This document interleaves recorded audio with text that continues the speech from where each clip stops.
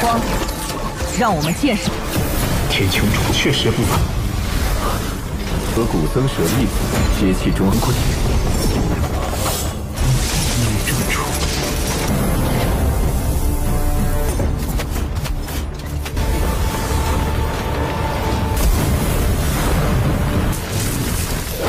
Halo kalian semua, selamat datang di channel Donghua Master. Bagaimana kabar kalian semua? Mimin harap kalian semua baik-baik saja. Dan pada video kali ini kita akan melanjutkan alur cerita dari serial Donghua Perfect World episode ke-239. Dan sebelum kita masuk ke cerita terbaru, mari kita sedikit mengingat cerita sebelumnya, yang dimana pada cerita sebelumnya Shihao direndahkan oleh Raja Matahari Ungu, dan Shihao tidak terima dengan hal tersebut, dan Shihao pun menantang kepada Raja Matahari Ungu untuk berduel. Yang pada duel pertama, Raja Matahari Ungu ia melemahkan kekuatannya agar kekuatan ranahnya setara dengan Shihao. Yang terjadilah pertarungan duel dan Shihao memenangkan pertarungan duel tersebut. Dan pertarungan duel kedua, Shihao menunjukkan kekuatannya, yang setelahnya Raja Matahari Ungu juga langsung menggunakan kekuatan fullnya dengan warisan juga, yaitu kekuatan dari benih ungu. Tetapi tetap saja Shihao memenangkan pertarungan itu, dan setelahnya pun mereka memasuki gua abadi. Tetapi di saat itu adanya naga merah, yaitu naga milik Sutao yang datang untuk menyerang Shihao, dan itu merupakan inti cerita pada cerita sebelumnya. Kalau gitu pun sekarang langsung saja kita masuk ke bagian cerita terbaru. Cerita ini berlanjut dengan diperlihatkan Shihao yang berhadapan melawan 3 jenius utama, yaitu Sutao, Lanxian, dan juga Raja Matahari Ungu kembali. Yang di sini mereka bertiga mencoba untuk mengepung Shihao, tetapi di sana Shihao menghina mereka dengan mengatakan kalau mereka bertiga terlalu pengecut karena berani untuk mengepung teman-temannya Shihao yang masih berada di bawah mereka. Tetapi Sutao menjawab bahwasannya naga merah itu merupakan peliharaannya yang kabur yang ia simpan di dalam mangkuknya. Tetapi naga merah di sana ia sedikit takut berhadapan dengan Shihao karena ia menganggap Shihao yang merupakan orang kuat dan juga mengetahui Shihao yang selalu memakan para binatang kuno. Dan di sana naga merah tidak berani untuk menghadapi Shihao, dan ketiga jenius tersebut pun maju menyerang Shihao, tetapi Shihao dengan mudahnya dapat menyerang mereka bertiga sendirian, yang sampai membuat mereka bertiga terpukul mundur.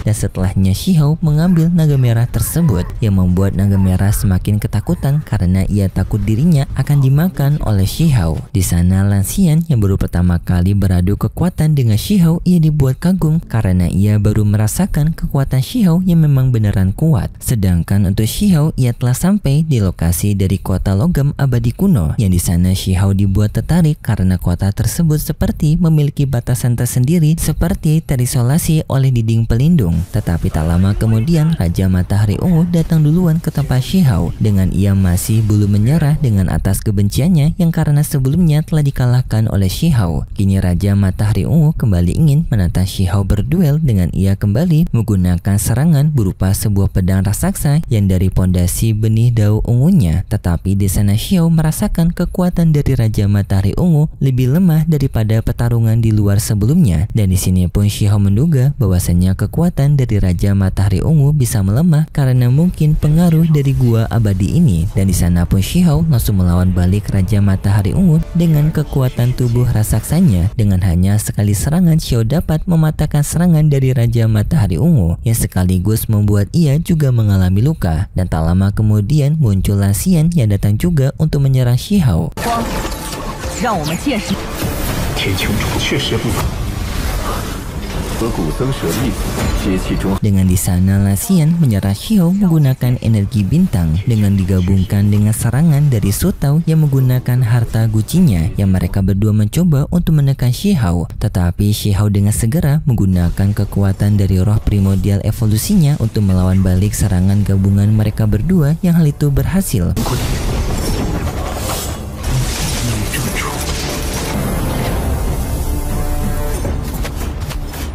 membuat Shihao bisa terbebas dari serangan mereka berdua dan menyerang balik mereka berdua. Yang hal ini pun disaksikan oleh para murid lainnya dan mereka dibuat kaget dengan kekuatan Shihao karena ia sendirian mampu untuk menghadapi 3 jenius puncak. Dan setelahnya Lansia menggunakan teknik dari benih daunnya yaitu 9 bintang dengan digabungkan oleh Sutao menggunakan teknik Dharma 6 karakter yang mereka berdua bekerja sama kembali untuk menyerang Shihao. Tetapi Shihao pun menggunakan teknik yang disebut sebagai satu nafas ribuan roh, yaitu semua teknik gabungan Shihao menjadi satu teknik kepada primordialnya Shihao yang untuk memperkuat roh primordialnya Shihao. Yang hal itu pun membuat roh primordial Shihao semakin kuat dan ia sendirian maju menghadapi dua tekniknya Lansia dan juga Sutao.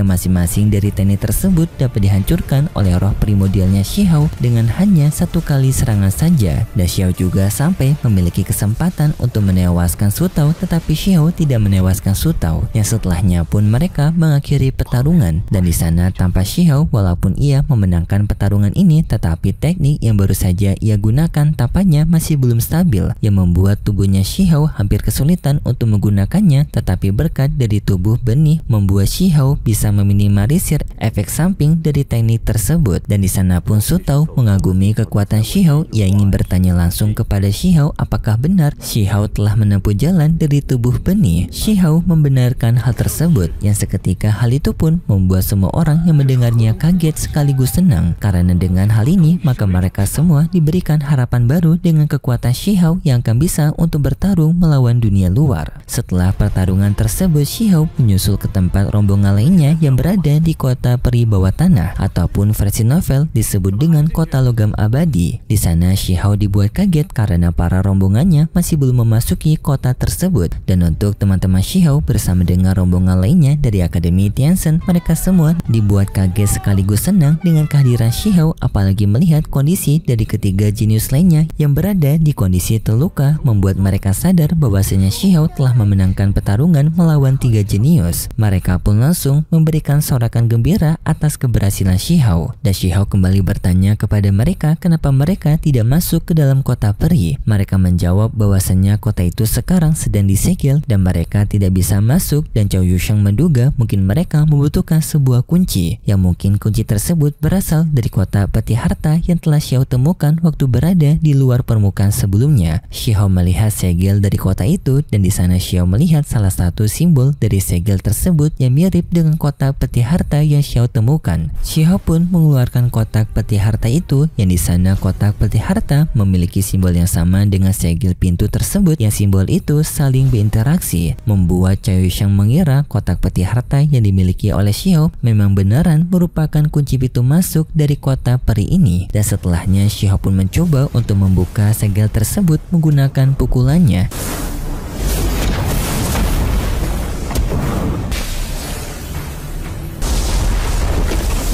Yang dengan pukulan keras Shihao itu membuat kota bereaksi dan juga segel formasi tampak menghilang. Tetapi setelahnya tanpa adanya 3 penjaga dari kota peri yang muncul, yang para penjaga itu marah karena kota peri yang telah diganggu. Shihao di sana merasakan kalau para penjaga ini bukanlah penjaga biasa, melainkan sebuah penjaga boneka yang berasal dari material abadi emas gelap. Dan di sana para boneka penjaga tersebut mereka melakukan pemeriksaan kepada semua orang, dan di sana ternyata boneka penjaga itu menarik kelinci kecil bersama dengan binatang cilin. Tetapi ternyata penjaga itu mereka memilih binatang cilin bukan kelinci kecil, yang setelahnya pun binatang cilin diperbolehkan masuk ke dalam kota peri, sedangkan untuk kelinci kecil ia tertolak. Setelahnya penjaga itu menjelaskan bahwasanya untuk bisa memasuki kota peri ini mereka harus memiliki garis keturunan murni dari kekuatan dewa kuno, seperti binatang cilin yang merupakan garis keturunan dari dewa kuno binatang cilin, sedangkan mereka mereka yang tidak memiliki garis keturunan itu, maka mereka tidak diperbolehkan untuk masuk. Tetapi ada sebuah persyaratan tertentu yang dimana jika binatang cilin memperbolehkan seseorang untuk masuk, maka orang itu diperbolehkan untuk masuk. Yang di sana pun kecil-kecil mencoba kembali untuk masuk dan ternyata ia berhasil karena mendapatkan izin dari binatang cilin. Dan di sana pun Raja Matahari Ungu langsung mencoba untuk masuk, tetapi ia tertolak karena binatang cilin yang menolak Raja Matahari Ungu.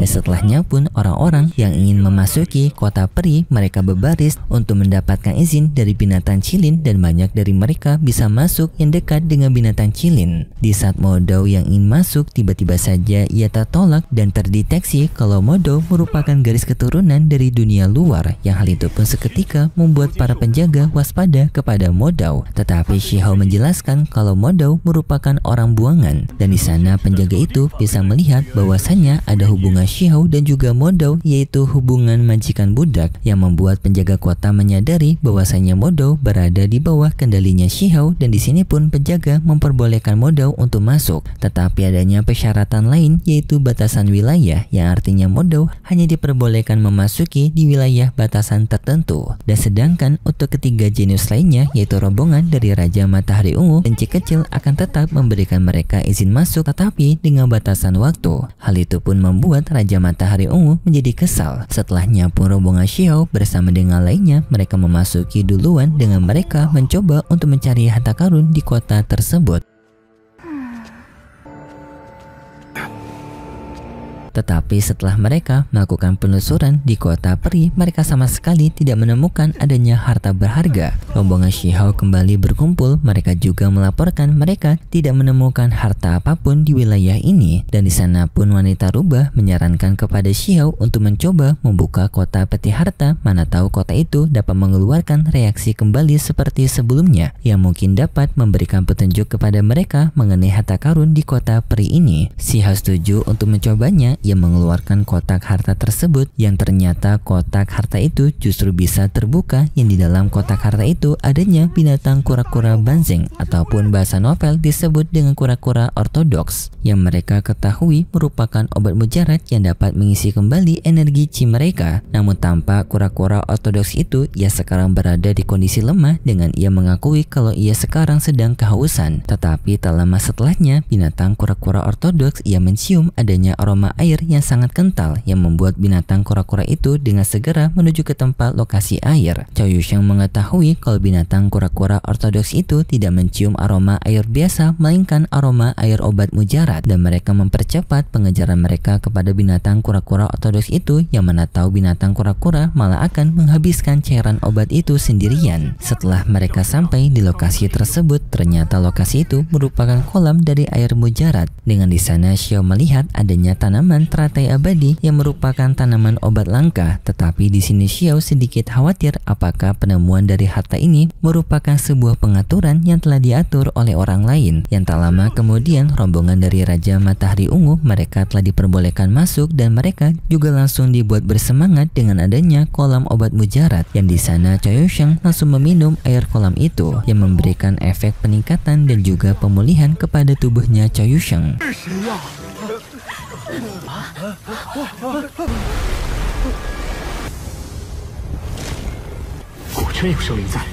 Tetapi tak lama kemudian adanya sebuah benda raksasa muncul dari kolam tersebut, yang ternyata benda raksasa tersebut merupakan sebuah singgasana. Dengan tanpa adanya sosok kecil di balik dari singgasana itu marah kepada mereka yang telah memasuki kawasan kotanya. Tetapi Cao Yusheng yang melihat makhluk itu yang merupakan makhluk kecil, yang meremehkan makhluk kecil itu bukan sebagai ancaman besar, yang membuat makhluk kecil itu marah kepada Cao Yusheng dan langsung menyerang Cao Yusheng. Semua orang mencoba untuk menyelamatkan Cao Yusheng dengan menyerang balik makhluk kecil tersebut, tetapi pukulan dari makhluk kecil itu terlalu kuat, membuat makhluk kecil itu tidak bisa dihentikan dan pada akhirnya bisa memberikan pukulan keras kepada Cao Yusheng sampai membuat ia terpental jauh. Dan setelahnya semut itu memperkenalkan dirinya sebagai semut garis keturunan semut tanduk surgawi, yang termasuk dalam daftar 10 hantu kuno kuat. Tetapi sayangnya setelah kemunculan dari makhluk semut itu, ceritanya bersambung dan berikut cerita cerita selanjutnya di minggu depan besok. Pada cerita selanjutnya kita diperlihatkan dengan perjalanan Shihao bersama dengan lainnya yang mereka menuju ke tempat dari tungku harta, yang dimana tungku harta ini merupakan harta dari ras suku semut tanduk surgawi, yaitu sang pemimpin sebelumnya. Dan pada ujian kali ini mereka disuruh untuk mengangkat senjata tungku tersebut, yang jika mereka berhasil maka mereka berkesempatan untuk mendapatkan harta peningkatan kekuatan tubuh. Yang di sana pun banyak orang mencoba, yang tampak juga adanya sosok wanita hijau yang mencoba, yang wanita ini bernama Dewi Kehidupan, tetapi ia gagal. Dan untuk Shihao ia mencoba, ia berhasil, dan Shihao pun berkesempatan untuk memasuki wilayah dalam dari gua abadi tersebut, yang nantinya Shihao akan berhadapan juga melawan keturunan semut tanduk surgawi, yang singkatnya pun pada akhirnya Shihao akan bertemu dengan sosok ilusi dari pemimpin semut bertanduk surgawi, yang dimana sosok ini merupakan sosok kuat yang kekuatannya setara dengan 10 hantu kuno dari kekuatan Ancient Immortal. Dan itu cerita yang akan kita lihat nanti untuk episode selanjutnya di minggu depan besok. Dan seperti biasa, Mimin mengingatkan kalau cerita ini merupakan dongeng fiksi yang hanya bertujuan sebagai penghibur saja yang berasal dari karangan novel. Dan terima kasih buat kalian semua yang sudah menonton video ini sampai akhir. Jika kalian suka dengan video kali ini, bisa beri like serta subscribe, dan sampai jumpa di video selanjutnya. See ya!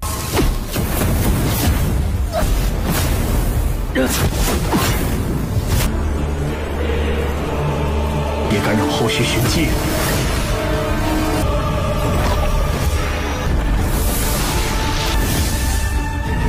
光，让我们见识。天穹主确实不凡，和古僧蛇